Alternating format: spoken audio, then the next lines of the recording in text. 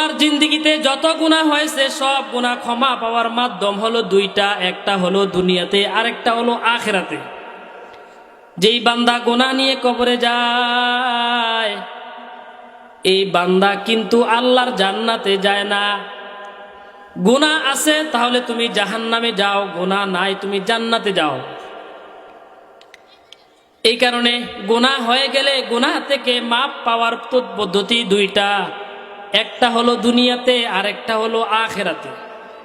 দুনিয়াতে ক্ষমা পাওয়ার মাধ্যম যেটা তওবা, সেটা হলো আল্লাহর কাছে তওবা করো, রাত্রিবেলা দোয়া করো, নফল নামাজ পড়ে পড়ে দোয়া করো, আল্লাহ হায়াতে কত গুনাহ করেছি সব গুনাহ তুমি আমার মাফ করে দাও। 2 রাকাত নফল নামাজ পড়ে চোখের পানি ফেলে যদি, 1 ফোঁটা চোখের পানি ফেলে যদি বান্দা আল্লাহকে বলতে পারে, আল্লাহ তুমি মানুষ বানাইছ, গুনাহ করবে, ভালো কাজও করবে, খারাপ কাজও করবে। ফেরেশতা বানিয়েছ শুধু নেক কাজ করবে, খারাপ কাজ তারা বোঝে না। শয়তান তুমি বানিয়েছ, ইবলিস শয়তান তুমি বানিয়েছ, ভালো কাজ কি ইবলিস শয়তান বোঝে না। কিন্তু মানুষ হিসেবে তুমি আমাকে এমন করে বানাইছ, আমার ভিতরে গুনাহ করার ক্ষমতা আছে, আবার ভালো কাজ করার ক্ষমতা আছে। আল্লাহ ফেরেশতারা গুনাহ তো করে না, গুনাহ করার যোগ্যতা তাদের নাই। আর শয়তান ভালো কাজ করতে পারে না, ভালো কাজ করার যোগ্যতা তাদের নাই। কিন্তু আমাকে তুমি দুটোটা কাজেরই যোগ্যতা দিছো। এই কারণে কোনো মানুষ যদি এই 2 গুণের যেই গুণটাকে সে কাজে লাগায়, সে যদি নেক কাজটাকে সে কাজে লাগায়, তাহলে সে ফেরেশতাদের চাইতেও দামি হয়ে যায়। আবার কেউ যদি আরেকটা বদ গুনাহ করার গুণটা যদি সে কাজে লাগায়, তাহলে সে ইবলিসের চাইতেও নিকৃষ্ট হয়ে যায়। এই কারণে গুনাহ যদি করেন তাহলে ইবলিসের গুণ, এটা ইবলিসের চাইতেও নিকৃষ্ট হয়ে যাবেন। আর যদি ভালো কাজ করেন, এটার গুণ কি ফেরেশতারা। কিন্তু মানুষের ভিতরে 2 গুণ থাকার কারণে আল্লাহ তাআলা ওই যে গুনাহ করার যে গুণটা, এটাকে চাপিয়ে রেখে সে যে নেক কাজ করে, এই কারণে সে ফেরেশতার চাইতেও দামি হয়ে যায়। ওলা কথা কাররামনা বানি আদম, মানুষকে আমি সবচাইতে দামি করে আমি আল্লাহ তাআলা বানিয়েছি। মানুষ যেমন দামি আবার তেমন নিকৃষ্ট। উলাইকা কাল্লানাম বাল হুম আদাল্লু উলাইকা হুমুল গাফিলুন। মানুষ যেমন সৃষ্টির সেরা, আবার মানুষ তেমনও সবচাইতে নিকৃষ্ট, কুকুরের চাইতেও নিকৃষ্ট। এটা কার কথা? আল্লাহর কথা। আল্লাহ বলছে ওয়ালা কদ কাররামনা বানি আদম, মানুষকে আমি সবচাইতে দামি করে বানিয়েছি। আবার আল্লাহ বলে উলাইকা কাল্লানাম বাল হুম আদল, এবং মানুষই হলো কুকুরের চাইতেও নিকৃষ্ট, চতুষ্পদ জন্তু জানোয়ারের চাইতেও বেশি নিকৃষ্ট। কখন? যখন সে গুনাহ করে। আবার সবচাইতে দামি সে কখন? যখন সে নেক কাজ করে। এ কারণে দুনিয়ার হায়াতে যদি বান্দা গুনাহ করে ফেলে, তাহলে গুনাহ পবিত্র করার মাধ্যম হলো একটা, সেটা কি? তওবা। দুনিয়াতে যদি তওবা দিয়া গুনাহ ক্ষমা না করে যদি তুমি কবরে যাও, মনে রাখবা দুনিয়ার যেই মাধ্যম ছিল গুনাহ মাফ করার, তওবা কাজে লাগাও নাই, তাহলে গুনাহ মাফ করার আরেকটা পদ্ধতি আছে আখিরাতে, হাসরে। বলতেছে আল্লাহ তুমি যেমন আমাকে মহব্বত করো, ভালোবাসো, আমিও কিন্তু তোমাকে মহব্বত করি, ভালোবাসি। বুড়ো মহিলাটা এই শব্দটা বারবার আসমানের দিকে তাকিয়ে তাকিয়ে বলে, আল্লাহ তুমি যেমন আমাকে মহব্বত করো, ভালোবাসো, আমিও কিন্তু তোমাকে মহব্বত করি, ভালোবাসি। তো বুজুর্গ বলতেছে, এই বুড়ি মহিলা, তোমাকে যে আল্লাহ তাআলা ভালোবাসে এই কথাটা তুমি বুঝলা কেমনে? আল্লাহ তাআলা কি তোমাকে স্বপ্নে আইসা বইলা দিছে যে এই তোকে কিন্তু আমি মহব্বত করি, ভালোবাসি? কয় না, আল্লাহ তাআলা আমাকে বলে নাই, কিন্তু আমি বুঝছি। কয় কিভাবে বুঝছো তুমি?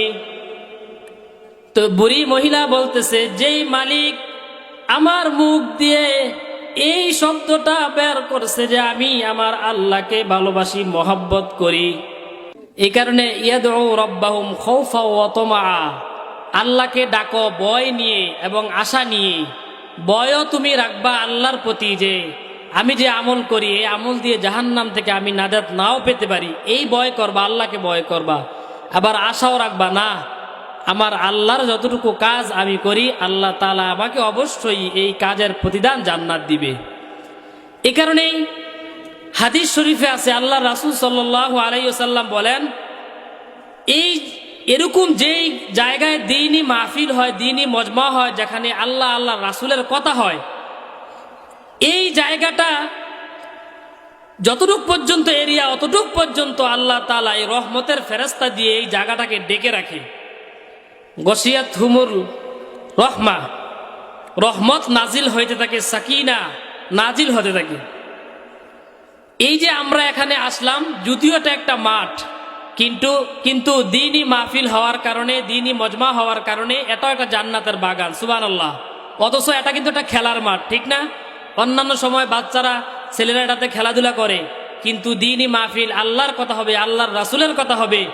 এই কারণে এই মাঠটাও কি আপনার মাঠ নাই, এটা আপাতত যতক্ষণ পর্যন্ত মাহফিল হবে, আলেম ওলামারা বয়ান করবে ততক্ষণ পর্যন্ত এই জায়গাটা জান্নাতের একটা টুকরা হিসেবে আল্লাহ তাআলা কবুল করে নেয়, সুবহানাল্লাহ। এই যে আমরা এখানে বসে রইলাম, আল্লাহ তাআলা ফেরেশতাদেরকে নিয়ে আমাদের গুণগান করতেছে, আমাদেরকে নিয়ে বলতেছে। আল্লাহ তাআলা ফেরেশতাদেরকে বলতেছে, এই ফেরেশতারা, এই যে এতগুলো মানুষ এখানে বসে আছে, তারা কি জন্য এখানে বসে আছে? তো ফেরেশতারা বলে, আল্লাহ, এই যে হারুরিয়া গ্রামের ভিতরে কিছু মানুষ রাত্রিকালীন শীতকালীন অবস্থায় যে তারা ঘরে বসে না থেকে, দোকানে পাটে বসে না থেকে, তারা যে দ্বীনি মাহফিল তোমার কথা, তোমার হাবিবের কথা শোনার জন্য আসছে, আল্লাহ, তারা মূলত তোমার রহমত পাওয়ার জন্য আসছে, তারা জাহান্নাম থেকে মুক্তি পাওয়ার জন্য আসছে, তুমি আল্লাহকে পাওয়ার জন্য আসছে। এই কথা বলার পরে আল্লাহ তাআলা বলে, ফেরেশতারা, আমার যেই বান্দারা আমি আল্লাহকে দেখে নাই, আমার জাহান্নাম দেখে নাই, আমার জান্নাত দেখে নাই, জাহান্নাম না দেখেও যে বান্দারা আমার কাছে জাহান্নাম থেকে মুক্তি চাওয়ার জন্য আমার কাছে হাত তোলে, আমাকে পাওয়ার জন্য বিভিন্ন মাহফিলে দৌড়ায়, যেই বান্দারা আমি আল্লাহকে দেখে নাই, আমার জান্নাত দেখে নাই, জাহান্নামও দেখে নাই, না দেখার পরও যেই বান্দারা আসছে, ফেরেশতারা তোমরা সাক্ষী থাকো, যারা আমি আল্লাহকে দেখে নাই, আমার জান্নাত জাহান্নাম কিছু দেখে নাই, তারপরও আমার জন্য, আমাকে পাওয়ার জন্য আসছে, ফেরেশতারা তোমরা সাক্ষী থাকো, এই বান্দাদেরকে আমি আল্লাহ তাআলা এই বান্দার জন্য হয়ে গেলাম, এবং জাহান্নাম থেকে তাদের নামটা কেটে দিয়ে আমি আল্লাহ তাআলা জান্নাতের মালিক তাদেরকে বানিয়ে দিলাম, সুবহানাল্লাহ। এই কারণে ভয়ও রাখতে হয়, আশাও কি রাখতে হয়। যাই হোক, আমি একটা আয়াত তেলাওয়াত করেছি, সময় খুব অল্প, আয়াতের উপর একটু আয়াতটার অর্থ বলেই আমি আমার বয়ান শেষ করব। আল্লাহ তাআলা পবিত্র কোরআনে বলেন যে, ওয়াসারিউ ইলা মাগফিরাতিম মির রাব্বিকুম, হে বান্দারা, তোমরা মাগফিরাতের দিকে দৌড়াও, ক্ষমার দিকে দৌড়াও। কিসের দিকে দৌড়াও? তোমরা আমার ক্ষমা পাওয়ার জন্য দৌড়াও, যে জায়গায় গেলে আমি আল্লাহর ক্ষমা পাইবা সেই জায়গাতে দৌড়াও। প্রতি সপ্তাহে প্রতিদিন 5 ওয়াক্ত নামাজ পড়ার জন্য মসজিদে চলে যাও, আমি আল্লাহকে পাওয়ার জন্য। জুমা নামাজ পড়ার জন্য আজান দেওয়ার আগে আগে মসজিদে চলে যাও, আমি আল্লাহকে পাওয়ার জন্য। যত জায়গায় এলাকাতে কত মাহফিল হয়, সব মাহফিলে দৌড়াও, আমি আল্লাহকে পাওয়ার জন্য। জাহান্নাম থেকে মুক্তি পাওয়ার জন্য, জান্নাত পাওয়ার জন্য তুমি আমাকে ক্ষমা পাওয়ার জন্য দৌড়াও। যেখানে গেলে আমি আল্লাহকে পাইবা, আমার রহমত পাইবা, সেই জায়গার দিকে দৌড়াও। আল্লাহ তাআলা বলছে তোমরা দৌড়াও ক্ষমা পাওয়ার জন্য, যেই জায়গাতে গেলে তোমরা ক্ষমা পাইবা। কারণ গুনাহ তো প্রতিটা বান্দারই হয়, এমন কোনো বান্দা নাই যেই বান্দার কোনো গুনাহ নাই, আছে কেউ? এমন কোন, শুধুমাত্র নবীরা মাসুম, তারা গুনাহ নাই। নবীরা হলো একমাত্র মাসুম, তারা আল্লাহ তাআলার বিশেষ রহমত প্রাপ্ত মানুষ। তারা ছাড়া যত মানুষ দুনিয়াতে আসবে সব মানুষের গুনাহ আছে, ঠিক না? সগীরা হোক কবিরা হোক, সব গুনাহ কি আছে? গুনাহ ছাড়া কোনো কি নাই, মানুষ নাই। এই কারণেই গুনাহ থেকে ক্ষমা পাওয়ার জন্য, মাগফিরাত পাওয়ার জন্য পদ্ধতি দুইটা। কয়টা? দুইটা পদ্ধতি। একটা হলো গুনাহ হয়ে গেলে এই গুনাহকে হয়তো দুই মাধ্যমে পরিশুদ্ধ করতে হয়, পবিত্র হতে হয়। জামার ভিতরে যেমন ময়লা লাগলে এই জামা কেউ পরতে চায় না, রেখে দেয়, ঠিক না? সন্তানের গায়ে সামান্য একটু ময়লা লেগে আছে, পায়খানা লেগে আছে, নিজের বাবা তার সন্তানকে ধরে না, দুই আঙ্গুল দিয়ে ধরে, ঠিক না? সন্তানের গায়ে সামান্য একটু ময়লা লেগে আছে, মা বাবা সন্তানকে কোলে নেয় না। চোখের কোনায় সামান্য একটু কেতুর লেগে আছে, ভাইয়ের দিকে তাকায় না।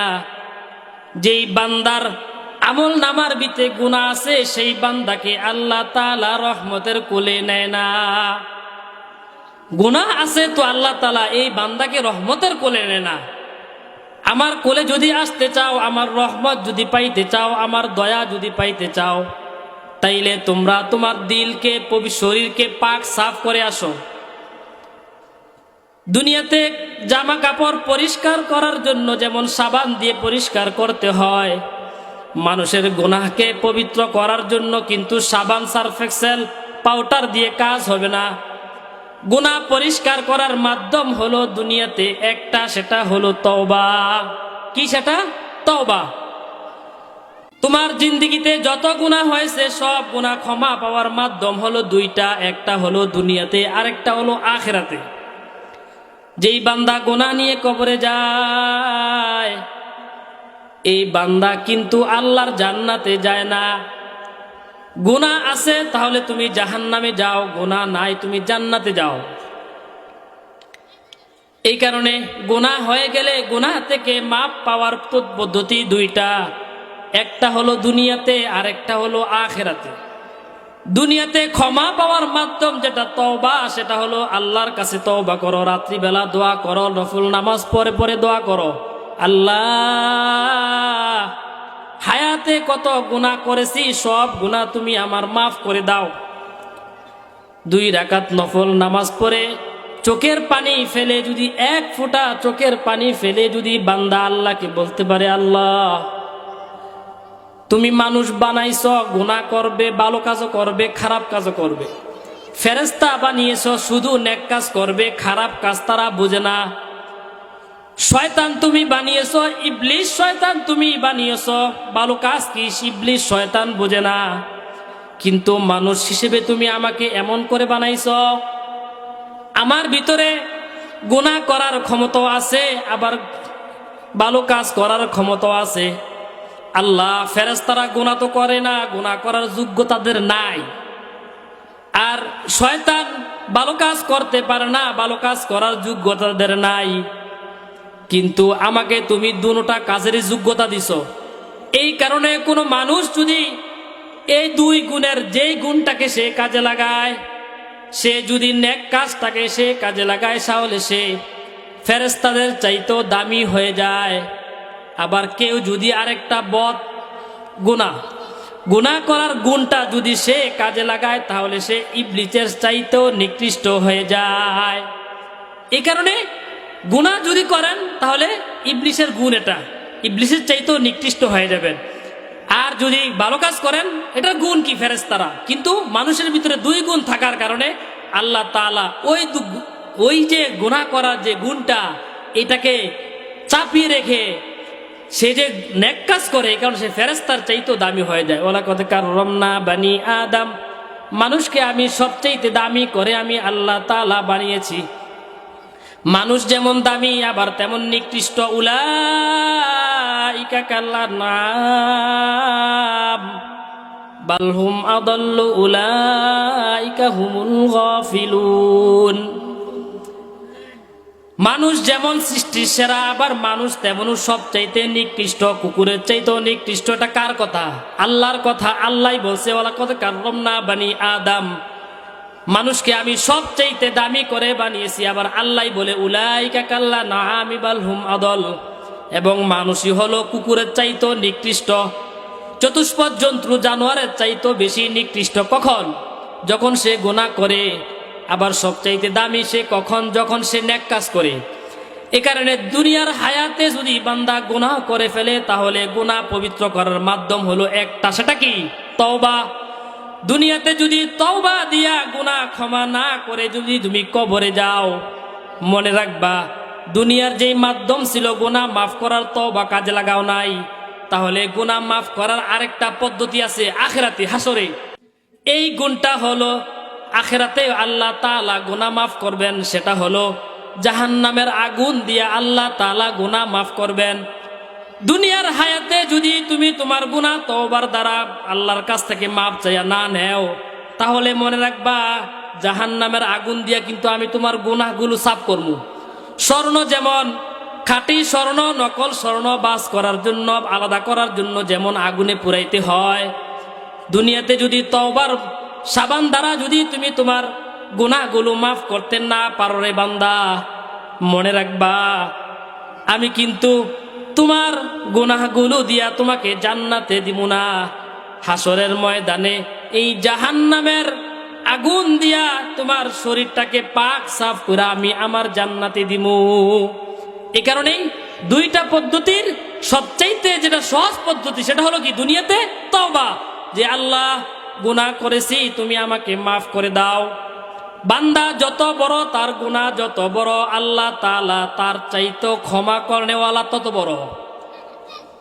হাজ্জাজ বিন ইউসুফ উনি একজন এমন ছিলেন যিনি হাজার হাজার মুসলমান আলেম সাহাবী সহ উনি মারছে। মৃত্যুর আগে হাজ্জাজ আল্লাহকে বলতেছে, আল্লাহ জিন্দিগিতে বহু গুনাহ করেছি, খারাপ কাজ করেছি, আল্লাহ তুমি মাফ করে দাও। কাবা শরীফের গিলাফের ভিতর হাত দিয়া দিয়া বলতেছে, আল্লাহ আমি হাজ্জাজ বিন ইউসুফের গুনাহ যত বড়, তুমি গফফার নামের ইজ্জত তোমার তত বড়, আমার গুনাহ যত বড় তোমার ক্ষমা তার চাইতে বড়। ওগো আল্লাহ তুমি আমার জিন্দেগির সমস্ত গুনাহ খাতাগুলো মাফ করে দাও।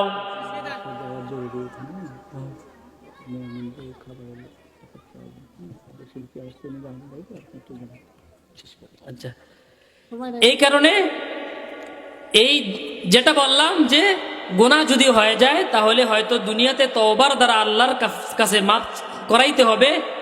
আর যদি দুনিয়াতেই তওবার দ্বারা গুনাহগুলো মাফ করাইতে না পারি, তাহলে হাসরের ময়দানে আল্লাহ তাআলা জাহান্নামের আগুন দিয়ে হলো এই গুনাহগুলোকে মাফ করাবেন।